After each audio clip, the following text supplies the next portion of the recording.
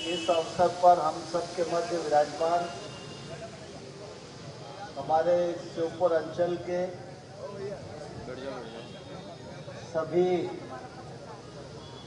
परम पूज्य धर्म गुरुगण और इस मौके पर स्वागत अध्यक्ष के रूप में विराजमान आदरणीय जैन साहब,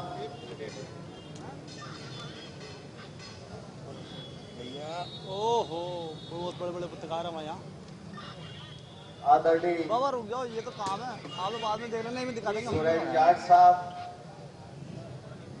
लो ठीक है। आदरणीय महावीर सिंह सिसोदिया जी, एस.के. तिवारी साहब,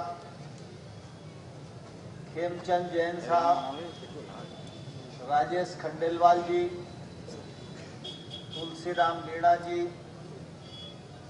विनोद गोयल जी,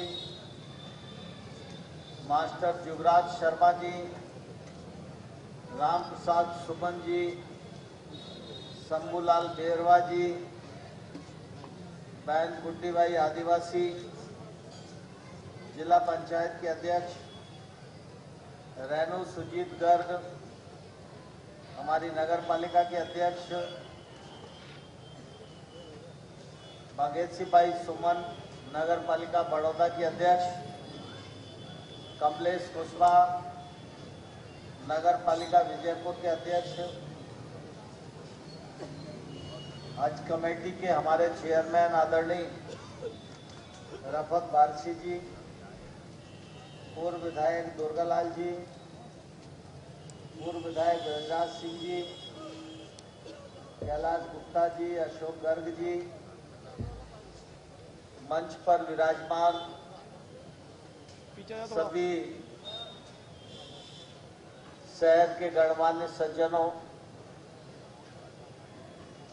और इस कार्यक्रम में उपस्थित दूर दराज क्षेत्रों से आए मेरे श्योपुर के भाइयों बहनों और पत्रकार मित्रों,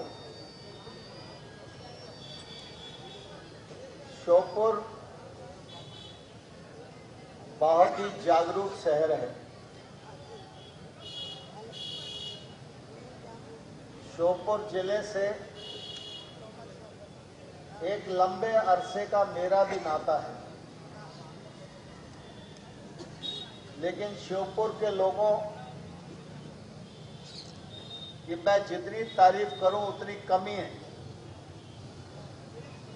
क्योंकि मैं सार्वजनिक जीवन का व्यक्ति हूं। इतनी उम्र में देश और दुनिया के बहुत हिस्सों में जाने का अवसर मिला, सेवा करने का भी अवसर मिला,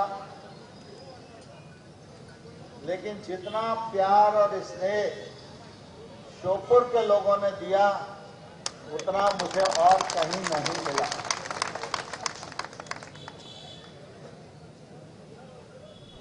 हमारी संस्कृति में कहा जाता है कि माता पिता और गुरु किसी भी व्यक्ति पर इन तीन लोगों का ऋण होता है। माता पिता जन्म देते हैं, गुरु दिशा देता है, तो बेटा या शिष्य कितनी भी सेवा करे लेकिन उस कर्ज को वो उतार नहीं पाता। लेकिन मैं ऐसा मानता हूं कि माता पिता और गुरु के साथ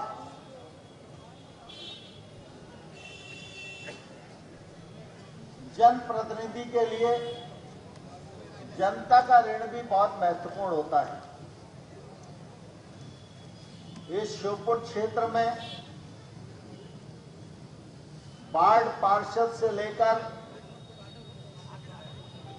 अनेक चुनावों में मेरी भागीदारी रही। 2 बार मैं स्वयं सांसद के लिए प्रत्याशी रहा। आपने हमेशा मान रखा, सम्मान रखा और वोट देकर निश्चित रूप से जो श्योपुर की जनता का ऋण है, मैं आपको आश्वस्त करना चाहता हूं,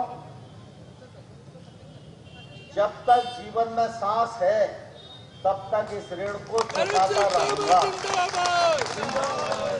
नरेंद्र सिंह तोमर जिंदाबाद। जिंदाबाद जिंदाबाद। कई बार लोग कहते हैं कि आप सांसद का चुनाव लड़ोगे नहीं लड़ोगे, अब आप मध्य प्रदेश की विधानसभा के अध्यक्ष बन गए हो, अब आप जनप्रतिनिधि से संवैधानिक पद पर पहुंच गए हो। पद कोई भी हो, नियत ठीक होनी चाहिए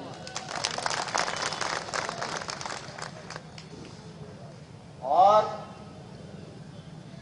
अगर मन में सेवा का भाव है, मन में विचार का भाव है और मन में श्योपुर की जनता का एहसान है, तो सेवा करने से मुझे कोई रोक नहीं सकता। और इसलिए जब आपने अवसर दिया, जब मैं आपका जनप्रतिनिधि रहा, तो भी जो संभव था वो श्योपुर की इज्जत में 4 चांद लगाने की भरपूर कोशिश की। अभी भी बहुत सारी परियोजनाएं हैं जिनको आगामी 5 साल पूरा होने में लगेगा। मैं आपको विश्वास दिलाना चाहता हूं, श्योपुर में नई योजनाएं भी आएंगी और हर पुरानी योजना का भी हिसाब किताब में रखूंगा। जिंदाबाद जिंदाबाद।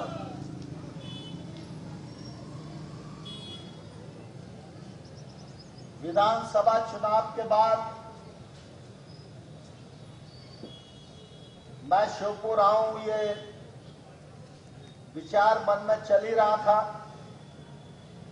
बाद में मुझे लगा कि विधानसभा का सत्र शुरू होगा तो कम से कम जिस क्षेत्र में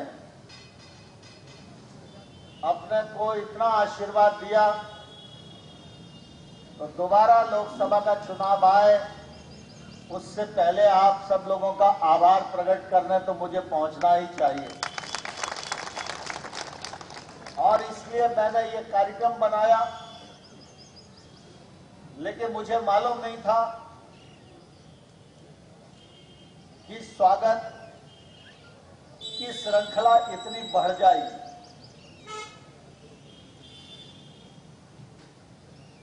श्योपुर में मैं प्रतिकूल परिस्थितियों में भी आया हूं। जब मैं प्रतिपक्ष का कार्यकर्ता था, युवा मोर्चे का कार्यकर्ता था, विस्तारक के रूप में भी आया, पदयात्रा करते भी आया, तो जब जब जैसी हैसियत थी श्योपुर के लोगों ने तब तब मुझे वैसा आशीर्वाद दिया। लेकिन आज मैं सांसद से इस्तीफा देकर मध्य प्रदेश विधानसभा अध्यक्ष के रूप में आया हूं, तो ठेठ गोरस से लेकर यहां तक जैसा स्वागत किया है वैसा स्वागत मैंने पहले कभी नहीं देखा। जिंदाबाद जिंदाबाद। इसलिए अभिनंदन समिति और श्योपुर की जनता जनार्दन, आप सबका हृदय से मैं बहुत बहुत आभार प्रकट करता हूं। आप सबको हृदय से बहुत बहुत धन्यवाद देना चाहता हूं। इस मौके पर 1-2 आग्रह आप लोगों को जरूर करना चाहता हूं। हम सार्वजनिक जीवन के लोग हैं, लोकतंत्र है तो चुनाव है, चुनाव के दो ही पहलू हैं, जय या पराजय। विधानसभा चुनाव में जो भी परिणाम रहा हो, मैंने तो राजनीति की आंखें खोली तो प्रतिपक्ष की पार्टी के रूप में ही खोली, और इसलिए मैं पराजय से कभी भयभीत नहीं हुआ। मैं ऐसा मानता हूं कि पराजय में से ही विजय का मार्ग प्रशस्त होता है।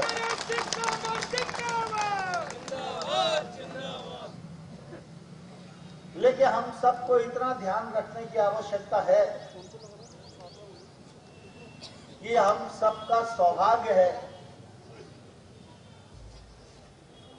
कि इस समय भारत के प्रधानमंत्री नरेंद्र मोदी हैं, और नरेंद्र मोदी की कार्यकुशलता, मोदी जी का दृढ़ संकल्प, मोदी जी की दूरदृष्टि, मोदी जी की नीयत, मोदी जी की नीति, मोदी जी का साहस, मोदी जी की लोकप्रियता, मोदी जी की मान्यता और मोदी जी की कथनी और करनी में एक रूपता ने आज भारत का मान सारी दुनिया में बढ़ाने का काम किया है।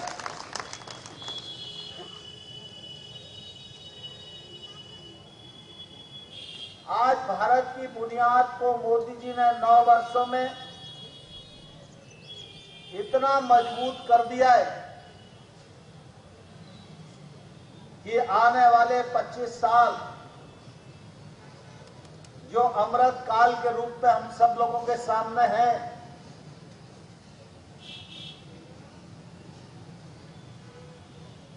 ये 25 वर्ष का समय भारत के नागरिकों के पास है कि वो इस बुनियाद पर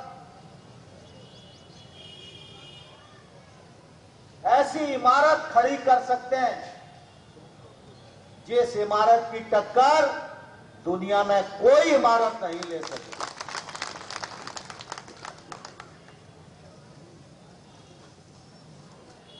इसलिए हर नागरिक को, हर माता बहन को, हर नौजवान को, हर किसान को देश के साथ कंधे से कंधा और कदम से कदम मिलाने कर चलने की आज जरूरत है। श्योपुर भी देश का महत्वपूर्ण हिस्सा है। दिल्ली आगे चले, बंबई आगे चले, बेंगलोर आगे चले, हैदराबाद आगे चले, इससे काम नहीं चलेगा। इन जिलों की टक्कर में श्योपुर के जिले को भी अपनी टक्कर देना पड़ेगी।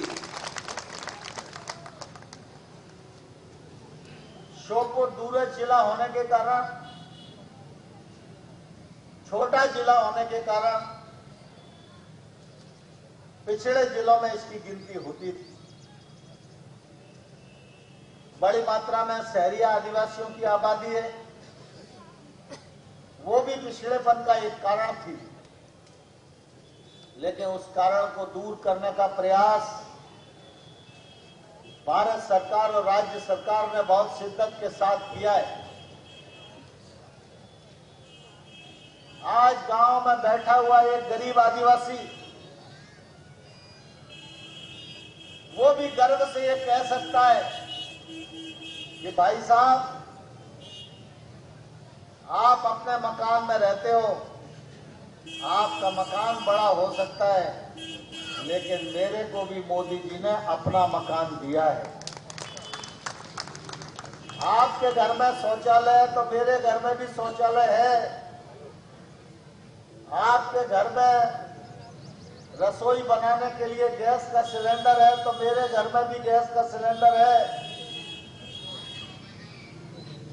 अटल जी ने मेरे गांव को भी सड़क से जोड़ा और अब मोदी जी मेरे गांव को नल जल योजना से जोड़ रहे हैं। हर सांस भरने का एक सफलतम प्रयत्न